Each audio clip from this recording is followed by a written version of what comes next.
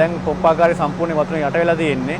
දැන් එතන මෝටර ටික ගලවලා ඉවරලා ඒ අවශ්‍ය බේක් කරන වැඩ කටයුතු ටික කරලා ඉවරලා සවිකිරීම කටයුතු තමයි යන්නේ. නමුත් ඔබ නිරීක්ෂණය කරන්න ඇති සෑහෙන ප්‍රමාණයක් වතුරෙන් යට වෙලා තියෙන නිසා ඒගොල්ලෝ වතුර ටික අයින් කරන්න ඕනවා. අයින් ටික අයින් කරලා එතන තියෙන තත්ත්වය නිරීක්ෂණය කරලා ඉවරලා තමයි මේක සවි කරන්නේ.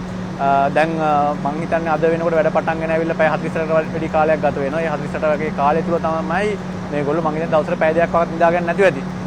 අපි හිතනවා අද හවස හෙට උදේ වෙනකොට වගේ මේකෙන් වතුර පම්ප කරන වැඩේ කරන්න පුළුවන් වෙයි කියලා බලාපොරොත්තු තියෙනවා. එහෙම වුණොත් එහෙම කැන්ඩි නෝර්ත් ඒරියා එකේ 60ක් වගේ කව සම්පූර්ණ මහනුවර දිස්ත්‍රික්කයේ අපි දෙන ජල ප්‍රවාහ සැපෙමු දෙන එකේ 60ක් වගේ කව වෙනවා මේකෙන් ගොඩ දාගත්තොත්. ඒ වගේම අපි ඊයේ නිරීක්ෂණය කරපු ඊයේ වැඩ පටන් ගත්ත ගැටමි පම්පාකාරයේ වැඩ පටන් ගත්තොත් අපිට සෑහෙන ප්‍රමාණයක් කැන්ඩි සවුත්ලත් කව කර ගැනීම හැකියාව තියෙනවා. ඉතින් මේ දෙක තමයි ප්‍රධාන අවධානය යොමු කරලා තියෙන්නේ. ඊට අමතරව පෙරදින විශ්වවිද්‍යාල ඉංජිනේරු පැකටි ඉස්සරහ පිට තියෙන පොප්පාකාරයේ සම්පූර්ණයෙන්ම ලොකුම හානියක් වෙච්ච එකක්.